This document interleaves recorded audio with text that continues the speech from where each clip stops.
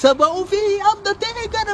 galle jaween kiiyaa kalee woo yoom takka abdatee galee qeerroof qarree ufii abdatee malee rabbi ufii abdatee galle jaween kiiyaa kalee woo yoom takka abdatee galee qeerroof qarree ufii abdatee malee sabni Oromoo keessa falaan kaakaane qabsootee naaf akka taanu dagalee. Qabsaayoti Oromoof mana hidhaa jiran hundaaf mi'a taanu sagalee inni hajaalu hundeessaa jigee lafatti nafu hanga gumaa baafatu hanga qabsaayota ufii mana hidhaa yaafatu Oromoo manatti galee rafu kuni biyyaafuu safu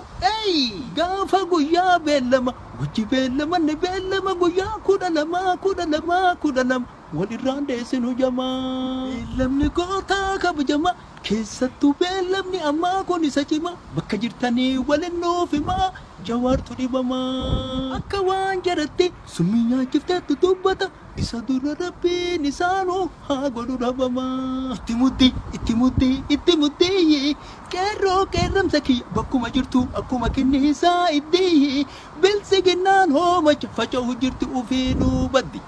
Itti